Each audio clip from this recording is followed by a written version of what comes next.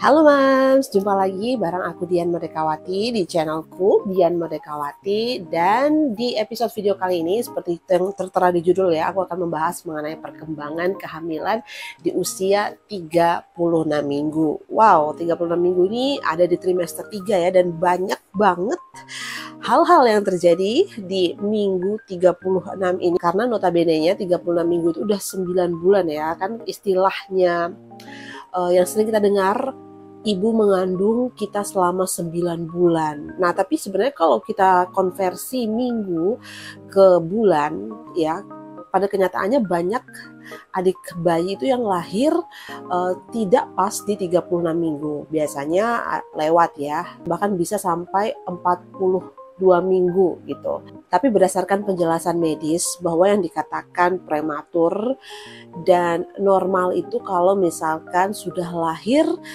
di kisaran di atas 36 minggu gitu ya. Jadi kalau udah di atas 36 atau 37 gitu sekitaran itu udah dikatakan lahiran normal. Tapi kalau di bawah itu masih bisa disebut sebagai prematur. Nah, di 36 minggu ini Mams, itu adalah jujur buat aku karena ini sharingnya mengenai pengalamanku ya di 36 minggu.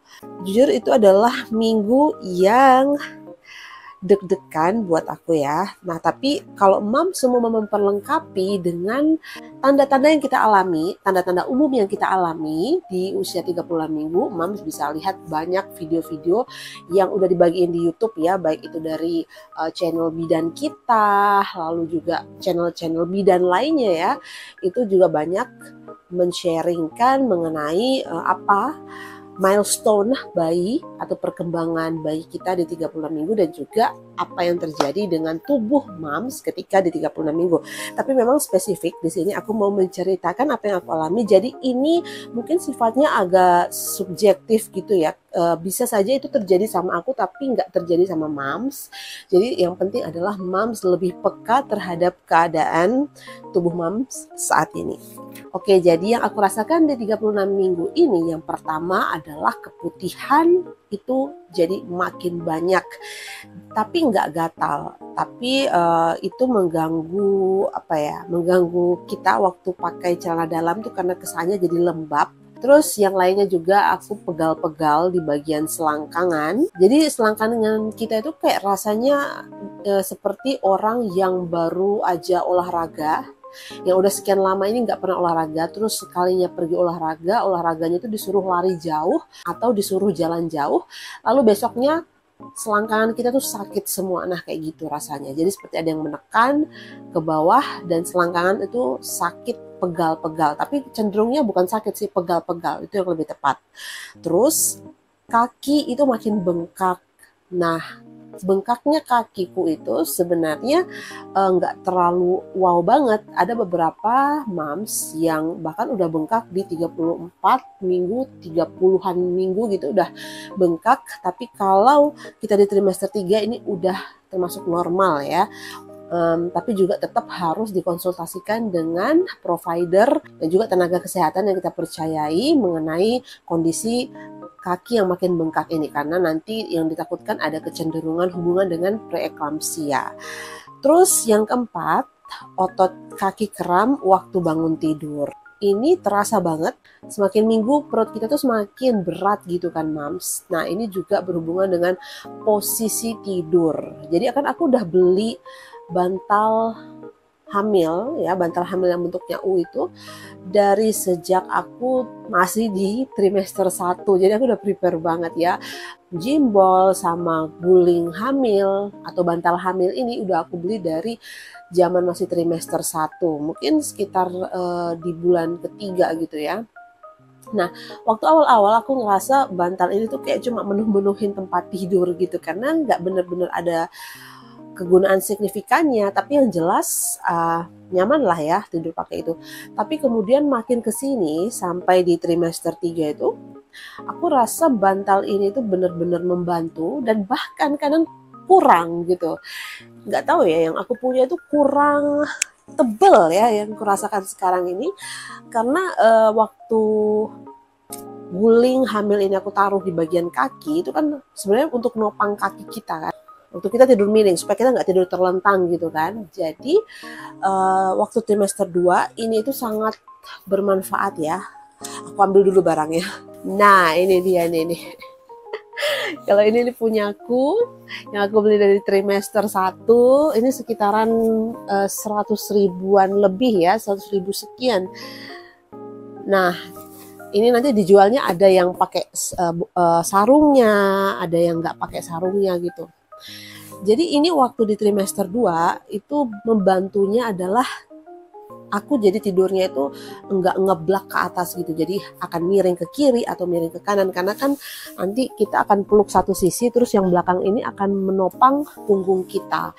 Karena waktu itu aku melihat bahwa posisi tidur yang dianjurkan itu miring katanya ya, supaya aliran darah ke janin kita itu tidak terhimpit, tidak tertekan, jadi bisa lancar gitu. Jadi itu yang aku hindari, untuk tidur terlentang ngeblak ke atas.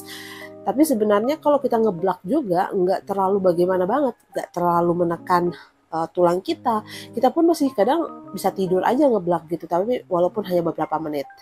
Nah, untuk di trimester 3 ini tuh sangat berguna sekali Mams. Jadi terserah Mams mau belinya kapan, tapi kalau untuk trimester 2 ini udah sangat berguna banget. Nah kalau di trimester 3 apalagi, bahkan ini kurasa kurang karena ketebalannya ini menurutku kurang untuk menopang bagian kaki. Pokoknya nanti kalau Mams udah trimester 3, Mams akan rasakan gimana kedua kakimu itu nggak bisa mepet gini loh kalau nyamping kan. Jadi ini kaki itu nggak bisa mepet kayak gini, pokoknya harus ada jarak sedikit kayak gini. Di tengah ini harus ada bantal. Nah, supaya enak gitu, nggak tertekan di bagian panggul ke bawahmu tuh nggak tertekan. Nah, jadi kalau ini kepake di antara kedua kakiku, itu kayak masih mepet gitu. Jadi aku masih perlu untuk taruh guling lagi di atas biar agak lebih tebal dan tinggi. Oke, jadi kita kembali ke yang aku rasakan di 36 minggu tadi adalah otot kaki kram waktu bangun. Jadi karena posisi kita itu benar-benar hanya menyamping dengan menggunakan guling tadi ya, guling bantal kita tumpuk untuk kaki kita kayak gini, menjepit begini. Itu kadang kalau malam aku posisinya misalnya ngadepnya ke kiri dengan kakiku kayak gini, itu bisa aja paginya posisinya masih sama kayak gitu teman-teman.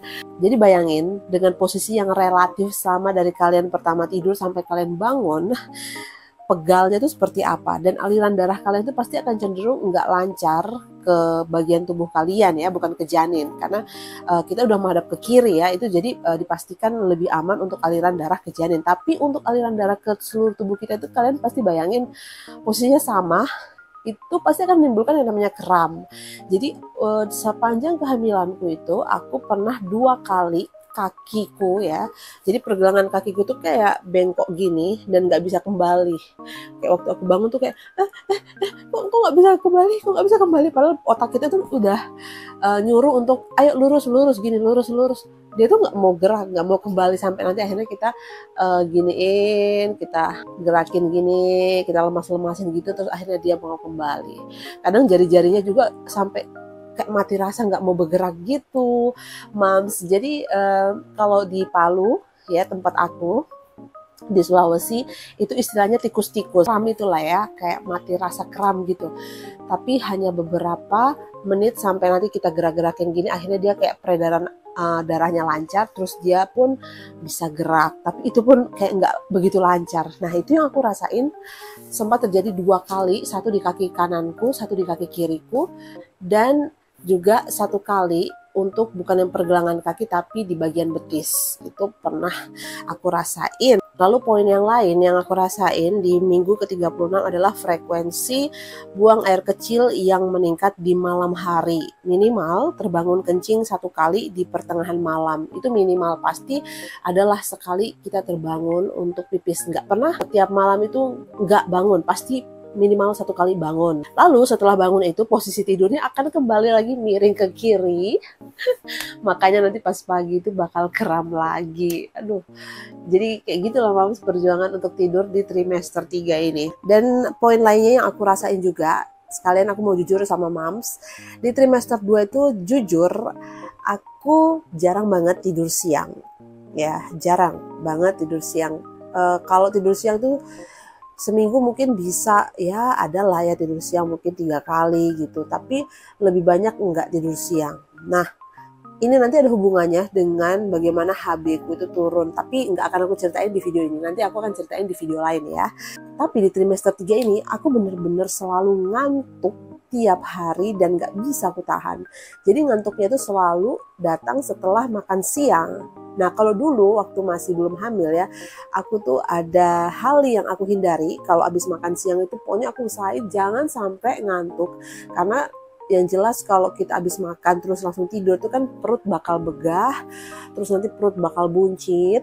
Nah itu mempengaruhi berat badan, naik berat badan juga kayak gitu. Tapi di kehamilan ini aku benar-benar nggak bisa menghindari dan aku pikir ya udahlah ya, kan badan emang harus naik gitu kalau pas kehamilan. Jadi pas waktu udah habis makan siang agak lele bentar gitu, ngantuk banget ya, mana kepanasan lagi, pasang kipas angin, langsung deh ketiduran. Dan itu memang dianjurkan untuk minimal tidur selama 30 menit. Karena ini bakal membantu sekali untuk kita nanti menghadapi hari besar kita atau hari kelahiran kita ya. Jadi untuk mengumpulkan tenaga kita. Pastikan supaya juga HB kita itu nggak turun seperti itu. Dan yang lain juga yang aku rasain adalah makin gerah. Nah ini juga so pasti otomatis banget terjadi pada semua bumil. Bahkan dari awal ketika kita pertama dinyatakan hamil, seperti aku ceritain di videoku yang mengenai tanda-tanda awal ketika aku udah dinyatakan hamil itu, ya itu gerah, suhu badan meningkat, panas. Ini juga banyak faktornya sih ya. Pertama juga mungkin adalah suasana udara lingkunganmu atau kondisi rumahmu yang mungkin kamu lagi ada di ruangan yang cukup sempit, kemudian kurang ada ventilasi ya, sirkulasi udara, atau mungkin juga suhu kondisi iklim di lingkungan daerah tempat tinggalmu yang memang panas seperti tempat aku tinggal di sini, yang mana tempat tinggalku ini dilewati oleh garis khatulistiwa. Jadi bayangin panasnya seperti apa. Itu makin gerah. Dan yang lain juga aku makin merasakan banyak pergerakan janin di belakang pusar. Jadi kalau misalkan ini perut, ini pusar, itu pas di belakang pusar itu gerakannya banyak. Entah nanti dia menyamping ke kanan, ke kiri, kayak gitu aku ngerasain. Terus mencret-mencret gitu ya. Tapi walaupun nggak sering, tapi ada beberapa tanggal yang aku catat aku tuh mengalami mencret-mencret. Jadi kayak perut kita tuh lebih sensitif sama hal-hal yang namanya susu, sama hal-hal yang namanya makanan pedis. Kayak kita makan malam ini, besoknya langsung mencret. Atau kadang makan nggak lama ya, misalkan kayak tadi sore minum susu terus nanti malamnya mencret kayak gitu. Jadi lebih sensitif perut kita. Nah di 36 minggu ini juga pokoknya bener-bener sensitif banget dengan makanan ya. Karena aku ngerasa kayak asam lambungku tuh jadi sensitif gitu. Pokoknya makan sesuatu hal yang pedis juga terlalu kenyang itu membuat kayak aku tuh pengen muntah. Atau asam lambung tuh kayak jadi naik gitu loh. Kayak gimana ya asam lambung. Pokoknya kayak nggak nyaman lah di bagian ulu hati. Terus nanti sering kayak sendawa gitu, tapi kayak pedis gitu sendawanya ya, rasanya kayak kembung, sering sendawa kayak gitu. Jadi makanya nggak boleh terlalu full dan juga nggak boleh yang terlalu pedes-pedes banget. Nggak tahu kenapa mulai di 36 minggu ini nafsu makanku tuh bener-bener kayak jadi jumbo dumbo gitu loh. Makanya kalau kalian lihat muka aku ini kayak makin hari makin pem, karena aku sendiri kaget melihat porsi makanku tuh kayak udah melebihi suami gitu ya. Dia mungkin kayak satu piring udah kenyang, aku aduh enggak nih, nambah lagi kayak gitu. Nah ini juga mungkin ada pengaruhnya dengan bagaimana posisi bayi kita tuh perlahan-lahan turun ya, turun ke panggul. Jadi katanya lambung kita ini yang awalnya itu kedesak sama baby itu akhirnya makin lega dan kemudian jadinya rongga makanan tuh jadi lebih banyak gitu terisi. Oke, itu yang aku rasain mams di minggu ke-36 ini. Dan beberapa hal yang aku konsultasikan ke dokter di minggu ke-36 adalah mengenai memastikan posisi bayi kita udah di mana, apakah posisinya udah di bawah atau melintang atau masih di atas alias sungsang, terus dia posisinya itu anterior atau posterior. Itu kayak mengenai posisi dia itu membelakangi, misalnya ini bagian depan badan kita, dia membelakangi membelakangi atau dia ke depan gitu, mukanya gimana gitu lah ya. Terus juga menanyakan mengenai apakah ada lilitan, kemudian juga mengenai volume cairan ketuban itu bagaimana, apakah kebanyakan atau justru juga sedikit, terus juga ukuran panggul kita itu bagaimana. Jadi udah mulai memastikan hal-hal yang perlu diketahui, misalkan untuk mempersiapkan nanti metode kelahiran baby kita. Kalau aku kan sendiri bercita-cita pengen lahir normal dulu gitu ya, opsi pertama. Jadi aku memastikan untuk menanyakan mengenai ukuran panggulku gimana, sesuai nggak dengan ukuran babyku. Kemudian juga di minggu ke-36 ini kita udah boleh tanya-tanya ya mengenai surat rekomendasi dokter untuk kelahiran di rumah sakit yang kita pilih, yang tentunya dimana dokter yang selama ini ngecek kita itu praktek gitu ya. Misalkan selama ini kita selalu konsultasi di kliniknya beliau, terus kita mau untuk lahiran di rumah sakit. Nah, jadi kita minta surat rekomendasi ini karena nanti ini ada hubungannya dengan pembayaran via BPJS ya. Ini ada prosedurnya. Terus juga bisa kita tanyakan waktu pemeriksaan adalah, dokter kapan lagi saya perlu pemeriksaan. Terus yang aku tanyain juga selain posisi kepala udah di bawah atau belum, kalaupun udah di bawah apakah bayi ini kepalanya udah terkunci di panggul. Terus juga aku ada konsultasi mengenai HB ku yang rendah. Tapi ini sekali lagi ya, tadi udah aku bilang ya bahwa aku akan bahas di video lainnya mengenai HB ku yang rendah dan bagaimana cara menaikkan HB. Lalu juga aku udah mulai konsultasi mengenai metode-metode melahirkan seperti melahirkan normal, kemudian melahirkan dengan induksi dan juga melahirkan dengan sesar. Ya walaupun ini enggak aku konsultasikan secara banyak gitu ya, nanya-nanya terus sama dokter, nanti dokternya juga mungkin capek ngejelasin. Jadi kita juga aktif gitu Mams, mencari literatur-literatur yang udah banyak banget, baik itu di website, di sosial media Instagram, kemudian di YouTube apalagi, dan juga buku-buku yang bestseller, mega bestseller itu udah banyak banget mengenai persiapan kelahiran ini. Jadi kita harus berdayakan diri kita. Dan juga di 36 minggu ini Mams semakin aktif untuk mencari tahu pengetahuan-pengetahuan seperti tadi yang barusan aku bilang. Juga kalian bisa mencoba mengikuti kelas-kelas persiapan melahirkan ya.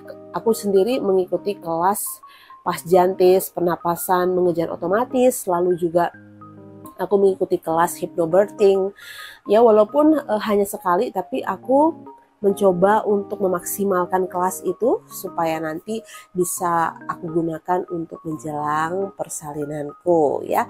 Berhubung juga karena memang di sini susah ya akses dengan kelas-kelas seperti itu, karena juga memang terbatas di sini untuk di tempat tinggalku di sini. Tapi itu nggak menjadi sebuah halangan karena kita bisa ikut kelas Zoom online, kelas-kelas yang ada di Jawa. Jadi Mams, itu yang mau aku sharingkan mengenai update perkembangan kehamilan di 36 minggu. Kita jumpa lagi di video lainnya. Semangat Mams!